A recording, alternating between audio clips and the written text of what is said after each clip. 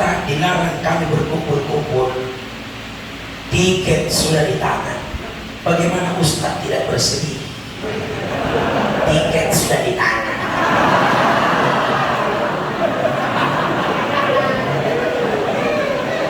Biar siapa tahu ada Kalimantan, di Kalimantan persiapan pemberangkatan di telepon ajudan dengan Ustadz Amri. Ya Ustadz, siap-siap ke, Bapak mau belikan Ustadz tiket. Siap, kapan berangkat?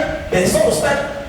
Tiket sudah siap di booking Bapak Ibu. Tiba-tiba dari pihak protokol pemerintah memberikan ucapan penyampaian, Ustadz mohon maaf, dengan alasan corona terpaksa kami tunda dulu ini acara untuk sementara waktu sampai batas waktu yang tidak ditentukan.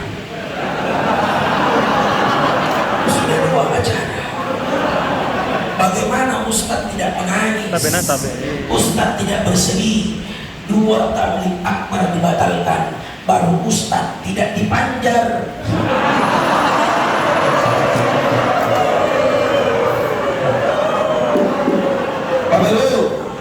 Bapak Ibu, akses ibadah. Nih, salah satu contoh. Ini kan dulu orang sholat ini, waktu saya ceramah di sini tidak begini modelnya, jaraknya. Ini 2 meter apa ini? Dulu waktu saya ceramah di sini lurus ke orang, betul? Lurus. Tapi semenjak corona merajalela, yang tadinya lurus kita dianjurkan untuk berpisah. Pak Imam dulu kalau jadi imam apa dia bilang? Istaqimu i'tadilu aqimu sufufakum fa inna tasfiyatus sufuf bin tamamis shalah. Shaf, luruskan dan rapatkan. Sekarang apa dia bilang Pak Imam? Shaf, luruskan, jaga jarak.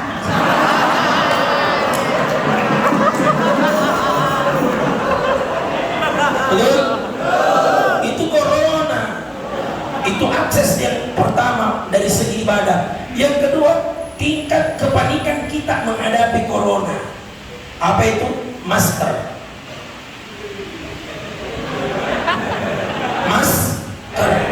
Ini masker ada hubungannya dengan imun. Betul? Karena imun itu yang perlu dikuatkan. Karena corona ini merajalela ke tubuh, maka diperintahkan kita pakai masker.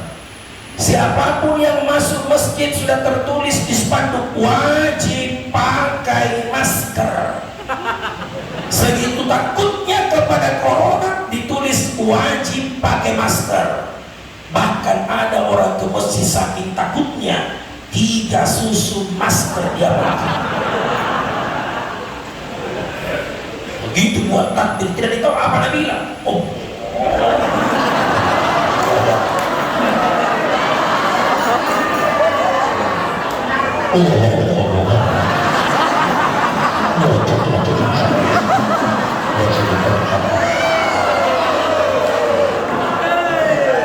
Mulai sholat subuh sampai sholat isya itu terus maskernya napakin, tidak pernah ganti. Rakaat terakhir pingsan. Bagaimana tidak bisa pernah bebek atau nyimuno ini?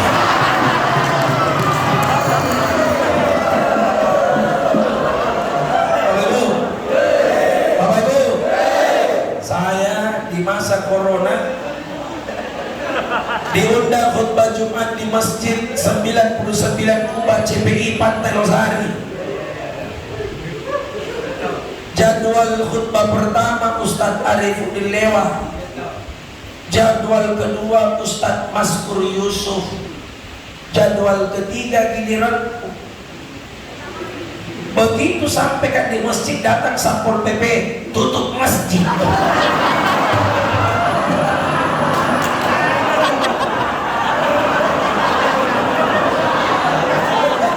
Saya tanya Satpol PP kenapa ditutup Pak? Dia bilang, weh pemerintah sudah sampaikan ini parah.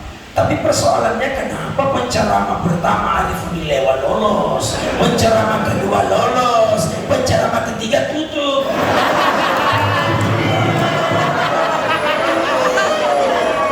Kok dalam urusan ceramah ada ras diskriminasi? Kenapa mesti harus ada perbedaan? Dia penceramah, saya juga penceramah. Saya SMS Pak Gubernur. Saya tanya Pak Gubernur, masa ada SMS?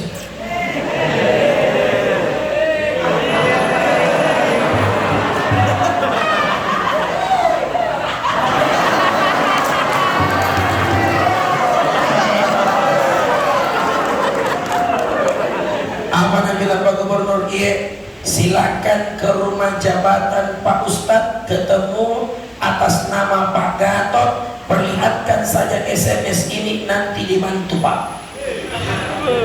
Abang bilang dalam hatiku, anak nasam.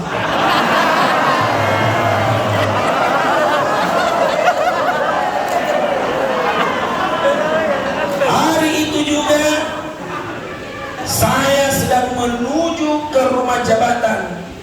Tiap pos saya ditanya, mau kemana Pak? Tidak perlu saya bicara, cukup SMS ini jadi alat bukti.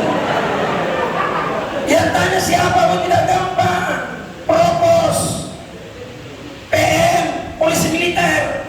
Di pos kedua ditanya, mau kemana Pak?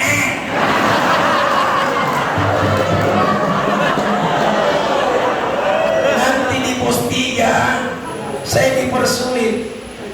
Mau kemana? Tunggu dulu Pak, tunggu. Yang anehnya, yang membuat saya tanda tanya, 2 polisi ini kasih lolos Kak. Nah ini polisi setengah. Satpol PP.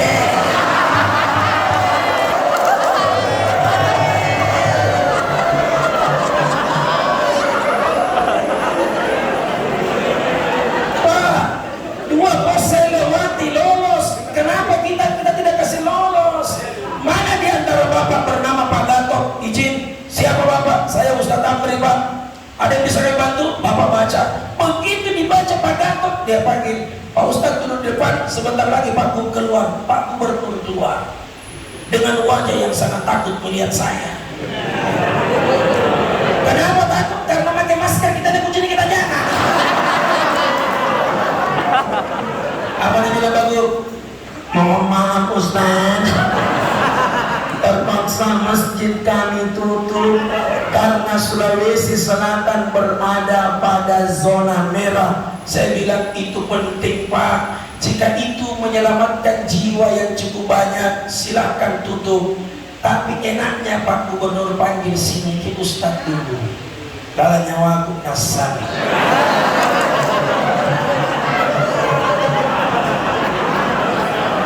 Begitu dia panggil saya, ambilkan dari kantongnya kertas warna putih, amplop namanya.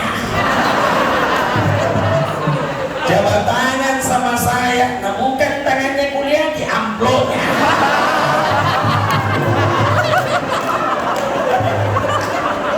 Saking tebalnya itu amplop, saya kasih masuk di kantongku, nah biar jalanku juga dapat.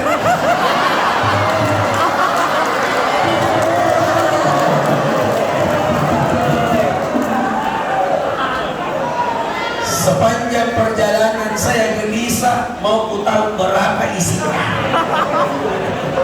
Panitia dengar baik-baik. Saya kalau pulang ceramah tidak pernah kubuka amplopku di rumah.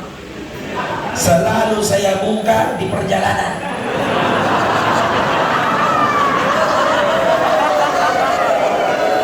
Dengar, karena saya punya prinsip, lebih baik sakit hati memang mati perjalanan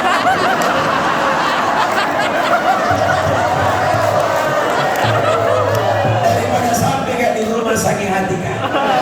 Alhamdulillah, kubuka amplopku, berapa isinya? 5 juta rupiah. Tidak ceramah dapat 5 juta. Saya telepon Ustadz Arif Milewa, Ustadz berapa nak kasih kemarin itu di masjid? Nah bilang 500, salama manake. 500 jadi ya saya 5 juta. Balas SMS-nya Pak Gubernur, terima kasih banyak Pak atas bantuan Corona telah mendatangkan rezeki buat saya. Tapi pesan saya cuma satu Pak, kalau nak kena lagi giliranku di situ di masjid, tolong batalkan lagi.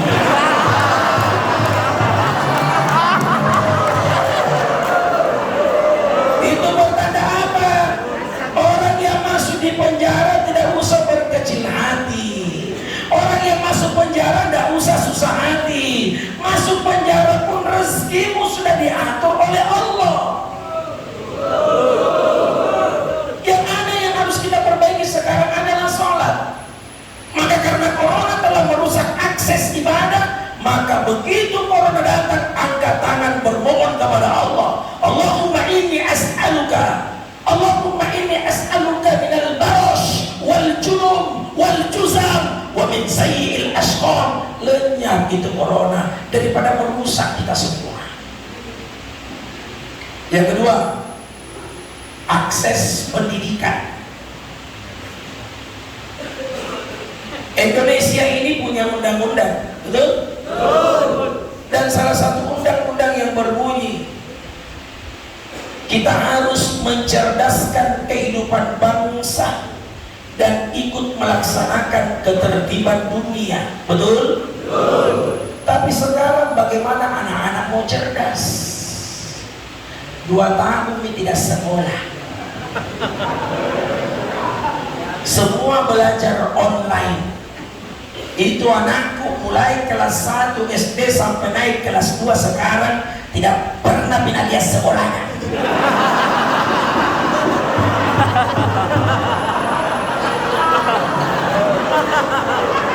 Katanya Kak Abi, sebetulnya di mana ke sekolah? Antunya bolalan di kamar Kak. Sama aja Kak, Mama. Bagaimana Mama mau tidak stres Bapak Ibu?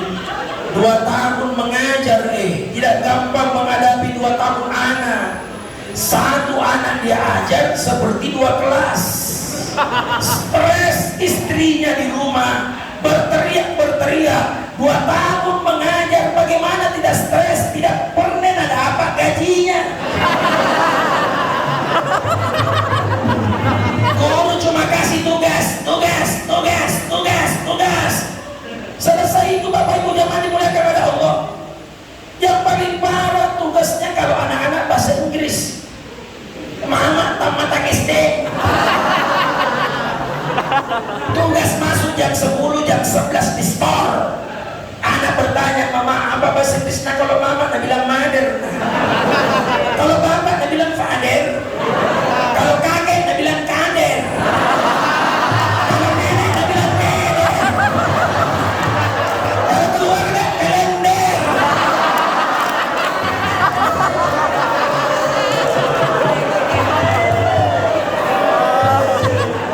Corona, betul? Corona merajalela. Mulai dari sekarang, alhamdulillah. Maulid kemarin kita corona, hari ini alhamdulillah terbayar secara keseluruhan. Saya di rumahku itu 19 di ember maulidku. Jadi kalau pulang sebentar.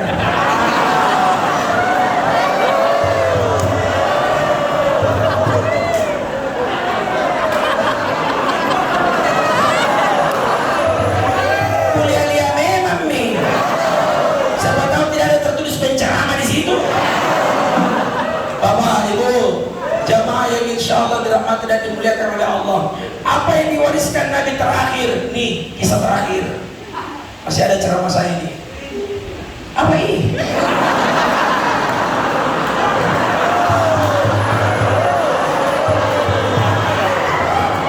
Sama cek mata lagi. Untuk bajutan aja kau bilang ini cara. Kesana makin pikir.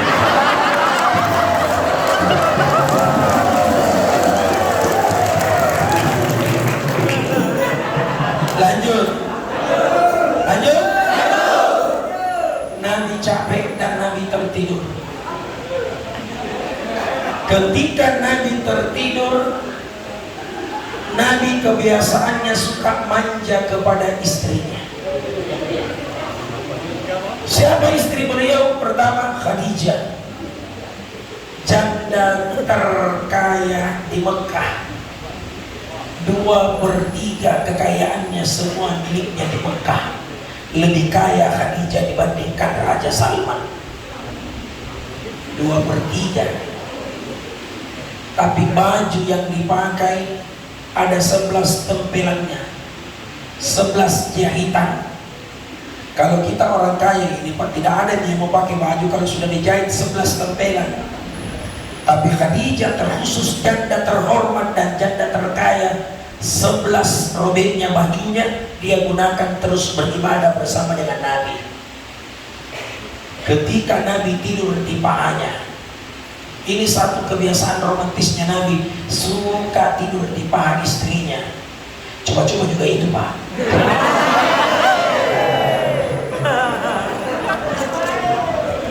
Itu kalau ada suami suka tidur di paha istri itu tanda-tanda suami romantis itu.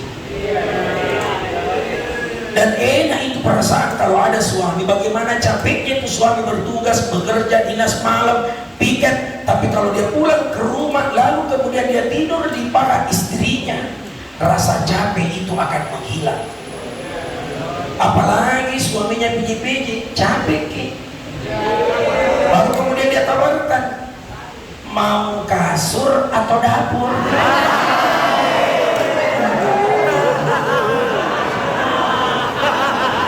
Lanjut. Begitu Nabi tertidur, tiba-tiba Siti Khadijah meneteskan air mata, dan air mata itu jatuh membasahi pipinya Rasulullah Muhammad sallallahu alaihi wasallam. Ketika air mata itu terjatuh di pipi Nabi, Nabi pun buka mata sambil kaget melihat istrinya. Menangis Khadijah, menangis istri saya. Lalu kemudian Nabi bertanya, wahai istriku Khadijah, apa yang membuat kau menangis? Kata sulah kusutong bukan?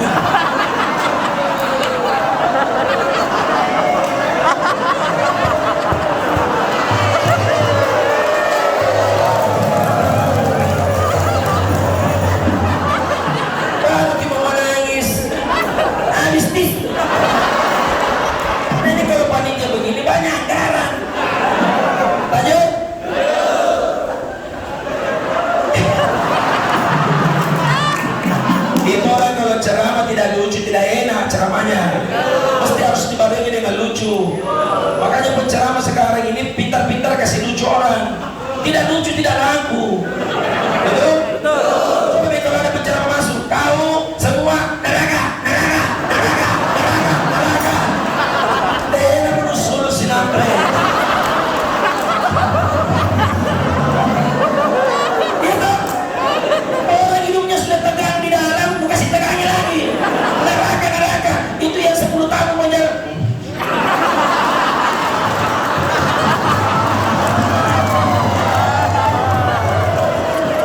Orang itu penceramah harus jadi penyejuk hati, supaya yang di penjara itu 10 tahun tidak terasa. Karena penyejuk hati, tapi kalau sakit neraka nonton menjaga diri.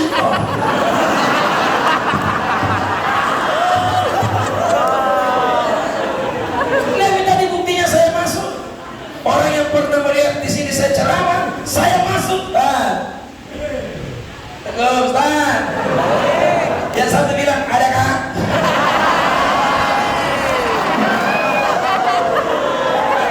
Enggak, tidak ada. Kenapa tidak ada? Kamu belum beli dari amplop.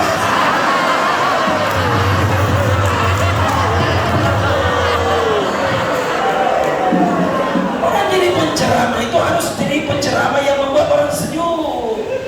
Lucu tapi ada ilmunya, lucu tapi ada berkahnya. Kalau hanya sekadar lucu-lucuan saja tidak ada ilmu, apa yang sebentar akan kita bawa keluar dari pondok pesantren ini? Tidak ada artinya. Tapi kalau dia lucu disertai dengan ilmu, lalu kemudian dirangkai dengan akhlak, insya Allah. Bayangkan kalau 5 kali orang adakan maulid, 5 tahun penjara, 5 tahun penjara, 5 kali maulid.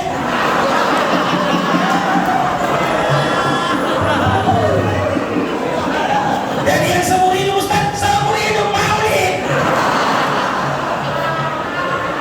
Menjadi kesan tersendiri. Lanjut kisahnya, tidak habis-habis ini kalau mau diikuti. Jatuh air mata. Ketika air mata itu terjatuh, Rasul terbangun dan bertanya, wahai istriku Khadijah, Apa yang membuat kau menangis? Apakah kau menyesal menikah dengan Muhammad Rasul Allah? Khadijah mengatakan, demi Allah kekasih Allah, saya tidak pernah menyesal menikah dengan kamu. Apakah kau menyesal karena seluruh hartamu habis disebabkan karena menolong agama Allah? Khadijah menjawab, demi Allah ya Rasul, saya tidak pernah menyesal seluruh hartaku habis disebabkan karena agama yang engkau bawa. Lalu apa yang membuatku menangis? Ya Rasulullah, kalau saya meninggal dunia duluan, saya mati duluan. Ini kan biasa kalau ada firasat-firasat begitu, itu biasa memang terjadi. Saya teringat ini Bapak Ibu, ada istri main-main sama suaminya, bercanda-bercanda, Bapak kalau paling meninggal duluan besok atau meninggal ke sebentar, kira-kira mungkin kawin lagi. Apa Nabi bilang suaminya? Kalau apa yang terjadi, saya tidak akan pernah mau menikah kalau tidak kering kuburan. Bayangkan, itu cinta sehidup semati. Tidak mau menikah kalau tidak kering kuburannya istrinya. Maksudnya apa? Kering itu kuburan baru mau kawin lagi. Ternyata apa yang disampaikan istrinya itu benar. Meninggal betul minggu berikutnya istrinya. Terpukul hatinya sang suami. Ternyata paling istriku itu tidak main-main. Firasatnya benar, meninggal dunia, menangis sekencang-kencangnya sang suami. Diadakan takziah malam pertama, takziah malam kedua, takziah malam ketiga, malam ketujuh otaknya suami sudah mulai blank. Mau menikah, dia sudah terlanjur berjanji tidak menikah kalau tidak kering kuburanmu. Kutunggu kering baru saya menikah. Sekalinya pergi lihat kuburan istrinya, kaget. Kenapa? Kuburan itu tidak pernah kering, basah terus. Padahal anehnya tidak pernah hujan. Hari ke-40 pergi lagi lihat istrinya, kuburannya basah lagi. Hari ke-100-nya pergi lagi ziarahi kuburannya, basah lagi. Itu yang membuat suami kaget. Kenapa basah terus ini kuburan tidak pernah kering? Apakah ini firasat bahwa saya tidak boleh menikah? Akhirnya Bapak Ibu, menjelang bulan suci Ramadan, sang suami kembali mau ziarahi kuburan istrinya. Namun kagetnya suami itu, begitu dia masuk ke dalam kuburan, tiba-tiba berpapasan bertemu dengan adik iparnya. Nah tanya kita adek, nah bilang iya kan. Nah bilang adeknya, apa kita bikin di sini kak? Nah bilang pergi kak ziarah kuburannya kakakmu. Nah bilang kakak iparnya, kau toseng apa mau bikin di sini dek? Nah bilang ada pesannya kakakku. Nah bilang kalau mati kak sirangi terus kuburan.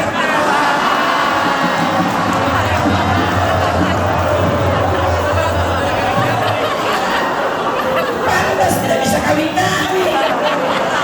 Karena adeknya mata-mata uga. Lanjut kisahnya. Kata Khadijah, ya Rasul, kalau besok lusa saya meninggal duluan, lalu kemudian kau masih membutuhkan saya punya bantuan, maka ya Rasul, gali kuburanku. Dan jika dakwamu sedang membutuhkan jembatan, dakwamu sedang membutuhkan jembatan, ambil tulang belulangku ya Rasul. Ambil tulangku, jadikan tulangku itu jembatan penghubung engkau melanjutkan dakwamu. Jika hartaku habis disebabkan karena membantu agama Allah, intan surullah, silahkan engkau habiskan. Tapi ketika kau butuhkan saya ya Rasul, dan saya pun sudah meninggal dunia, aku wakafkan seluruh tulang-tulangku ini persembahan untuk agama Allah yang engkau bawa. Ini istri yang sedih. Makanya itu Nabi panggil istrinya dengan sebutan ya Khumairah, berasal dari kata bahasa Arab ahmar, artinya kemerah-merahan. Itulah sebabnya kenapa orang pergi maulid selalu diidentikan dengan warna merah, karena merah melambangkan istrinya Rasulullah Muhammad sallallahu alaihi wasallam. Ustaz, kenapa paling harus ada bunga-bunga? Kenapa ditancap lalu dipadukan dengan telur yang berada di sampingnya? Bunga-bunga itu simbol kepribadian istri Nabi, bahwa bunga itu lembut, bunga itu ada warna. Maka yang tancapkan bunga maulid itu pasti perempuan. Kenapa? Karena dia harus ditancapkan dengan tangan-tangan yang lembut. Bukan laki-laki yang tancap itu, pasti perempuan. Kalau ada laki-laki yang suka bunga-bunga, itu dipertanyakan ke laki-lakiannya.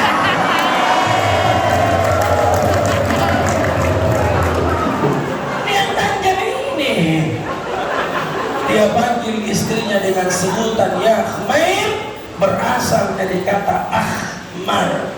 Ustaz, kenapa pada ada orang pergi maulid bawa juga telur warna hijau? Jangan salah. Di masjid-masjid mana saja kita singgah sholat, masjid itu tidak bisa terlepas dengan warna hijaunya. Cocok? Ya. Tuh hijau, hijau, hijau, hijau, hijau, hijau. Apa hubungannya maulid dengan hijau, Ustaz? Rumah Rasulullah ditandai dengan warna hijau. Tidak percaya? Buka YouTube. Sekarang kan gampang orang belajar. Tidak perlu cari guru di sini. Silakan guru YouTube. Belajar kitab, silakan buka YouTube. Belajar balaghah, buka YouTube. Belajar bahasa Arab, buka YouTube. Nanti kalau pintar, silakan cari terjemahan kosakatanya. Ya taba, ya tubuh, YouTube. Bukan ya taba, ya tubuh YouTuber, tapi ya taba, ya tubuh YouTube. Bapak Ibu, kenapa dengan warna hijau? Melambangkan arti kecintaan Rasulullah Muhammad SAW. Jadi semua simbol-simbol warna ini ada dengan bagian daripada kecintaan Rasulullah Muhammad SAW. Ada yang sempat tanya, Ustaz, kenapa paling ada orang pergi maulid bawa juga yang warna-warna ungu? Ungu. Jangan salah. Istrinya Nabi itu 11. Ada riwayat mengatakan 13. Di antara istri Rasulullah 11 atau 13, hanya satu yang gadis, selebihnya semua janda.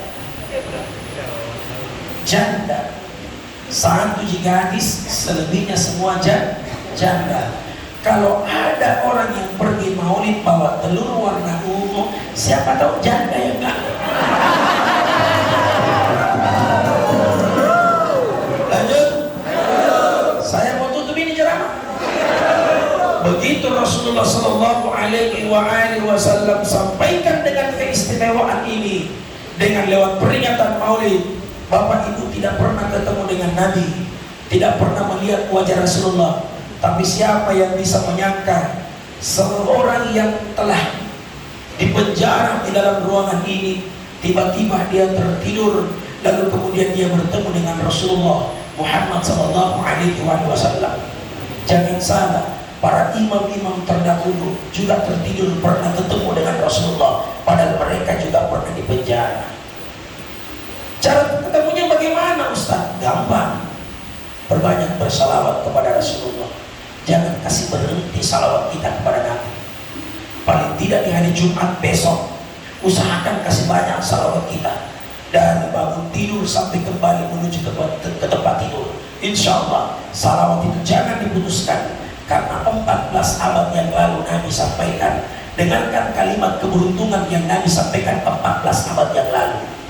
Di atas mimbar Nabi Muhammad berkhutbah. Sementara Nabi berkhutbah di atas mimbar, tiba-tiba datang malaikat Jibril. Malaikat Jibril memberitahukan kepada Nabi, ya Muhammad, sesungguhnya di kalangan manusia akan ada yang masuk dan meminum daripada telaga ini. Telaga ini bukan telaga Kautsar, tapi telaga ini diberi nama telaga Haud namanya. Telaga Haud. Telaga Haud itu manisnya lebih manis daripada madu, putihnya lebih putih daripada susu, dan siapapun yang meminum daripada telaga tersebut, dia tidak akan pernah merasakan haus sampai dia mati, bahkan sampai dihisap oleh Allah. Lalu kemudian sahabat bertanya, siapakah yang engkau maksudkan ya Rasul yang berhak meminum daripada telaga itu? Nabi menjawab, ya ikhwani, ya ikhwani, ya ikhwani, mereka adalah saudara-saudaraku. Lalu kemudian sahabat mengatakan, kami juga adalah bagian daripada saudaramu ya Rasul. Nabi jawab, la antum ashabi, kamu bukan saudaraku, tapi kalian adalah sahabatku. Lalu kemudian Rasulullah SAW ditanya ulang kembali dengan sahabat, siapa yang engkau maksudkan yang berhak minum ya Rasul? Nabi jawab, mereka adalah umatku. Perhatikan perkataan Nabi, umatku yang tidak hidup di zamanku. Satu kalimat kita ini kena semua. Mereka adalah umatku yang tidak hidup di zamanku, sedang tidak menyaksikan wajahku, tetapi dia beriman kepadaku. Itulah mereka. Bersabarlah kalian wahai umatku, saya akan menjemput kalian semua di sebuah telaga yang diberi oleh Allah, namanya telaga Haud. Saya akan menjemput kalian semua. Bersabarlah kalian hadapi hidup ini. Yang di penjara tidak perlu menangis, yang di dalam penjara tidak perlu merengek-rengek, yang di dalam penjara tidak perlu berteriak-teriak. Hadapilah hidupmu di dalam tahanan ini sampai betul-betul engkau mendapatkan hidayah dan petunjuk dari Allah, agar engkau insya Allah bahagian yang disebutkan oleh Nabi 14 abad yang lalu. Dan tidak perlu menangis orang yang punya tato.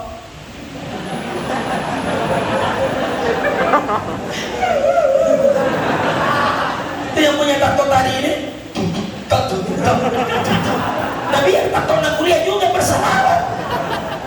Yang punya tato tidak perlu berkecil hati. Ustaz, saya dulu Ustaz pemaksiat, saya dulu Ustaz pelaku haram, narkoba sudah saya lakukan, judi sudah saya lakukan, zina hampir setiap hari, semua maksiat sudah saya lakukan Ustaz. Begitu saya masuk di penjara Ustaz, dari sini saya mulai meneteskan air mata. Dari sini saya sudah mulai mengenal Allah. Dari sini saya sudah mulai mengenal Rasulullah. Di luar sana saya disibukkan dengan perbuatan yang haram. Di dalam masjid ini saya menangis. Berapa banyak waktu usia yang diberikan oleh Allah kepada saya, namun saya gunakan waktu itu tidak untuk mencari keridhaan Allah, tapi justru mencari yang namanya kemurkaan Allah. Yang punya tato tidak usah menangis. Ada orang tatonya di sini, perempuan bawa ember. Pergi datanya temannya, weh, ada di tato di belakang perempuan bawa ember. Dia bilang tidak ada nih, pergi itu ambil air.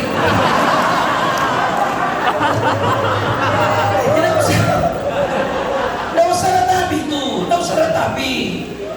Disinilah tempatnya kita belajar. Dan insya Allah ketika kita keluar nanti, kalian semua akan menjadi seorang pendakwa-pendakwa yang baik, seperti apa yang telah dilakukan oleh Al-Mafrullah Ustadz Jeffrey Al-Bukhari, seorang mantan narapidana yang alhamdulillah berhasil karirnya di dunia dakwah hingga mengumpulkan harta yang banyak, dikenal oleh orang banyak, hingga dipanggil menghadap oleh Allah dalam keadaan cahaya husnul khotimah. Mantan narapidana berhasil menjadi seorang pendakwah, mengajak semua orang yang maksiat untuk bertobat. Mereka diberi hidayah oleh Allah Subhanahu wa taala.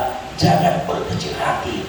Anton Medan, preman yang sangat ditakuti di Jakarta, lewat penjara, alhamdulillah berhasil Anton Medan menjadi seorang penceramah, dan hari-hari dapat job ceramah karena dia bahas selama di penjara. Saya hanya bisa berbuat demikian. Itu jauh lebih mulia dibandingkan orang yang sujud setiap malam tetapi dia sombong, jamaah dimuliakan oleh Allah.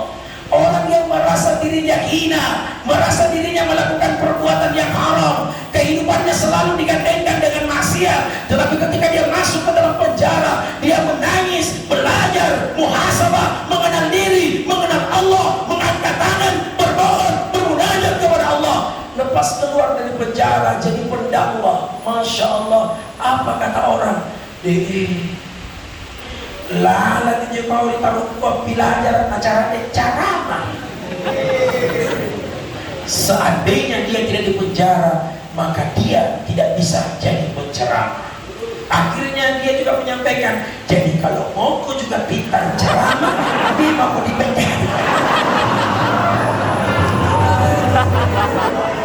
Betul? Betul? Hercules. Pernah dengar nama Hercules? Preman yang sangat ditakuti di Jakarta. Dari Senayan ditakuti sampai menjadi pengawal pribadi Prabowo Subianto. Sekarang Hercules tidak pernah berhenti sorbannya di leher digantung. Allah yang karim. Saya kepingin kalian saudara-saudaraku yang ada di tempat ini, jangan nangis, jangan menyesal. Yang menyesal itu adalah orang yang tinggal di sini 10 tahun tidak pernah bertobat. Tetapi selama kita 5 tahun di tempat ini, kita belajar agama, kita belajar ilmu, insya Allah yakin dan percaya agama Allah akan hadir di tempat ini, dan nurullah, cahaya Allah akan hadir di tempat ini. Yang paling terpenting adalah ketika azan dikumandangkan, jangan suka terlambat. Kalau masih ada juga orang kuliah kalau azan dikumandangkan sibuk transaksi di luar. Berhentilah begitu. Mulai dari sekarang bertobat. Yang namanya mati kan kita tidak tahu. Ya tak? Jangan pernah berpikir bahwa di dalam penjara Anda 5 tahun malaikat maut, malaikat pencabut nyawa tidak datang di sini. Oh, tengok pacar lagi. Di sini ini malaikat pencabut lihat orang semua. Bahkan 70 kali sehari semalam malaikat pencabut lihat kita. Kalau ada orang yang penuh tanpa badannya, lalu kemudian dia menangis terus bertasbih astagfirullah, astagfirullah, malaikat pencabut nyawa datang melihat-lihat dia wajahnya 70 kali sehari semalam, lalu kemudian di akhir ayatnya mengucapkan kalimat la ilaha illallah, dicabut nyawanya. 60 tahun dia narkoba, contoh kecil. 60 tahun dia narkoba, 4 tahun dia penjara, 4 tahun dia bertobat, beristighfar, mohon ampun kepada Allah, 4 tahun dia bertobat mengalahkan dosa maksiatnya 60 tahun. Allah Akbar. Jangan merasa menyesal. Cabai main di pos mah. Mudah-mudahan apa yang saya sampaikan bermanfaat. Terima kasih atas segala perhatian. Mohon maaf atas segala kekurangan. Usikum wa nafsi bi taqwallah. Wassalamualaikum warahmatullahi wabarakatuh.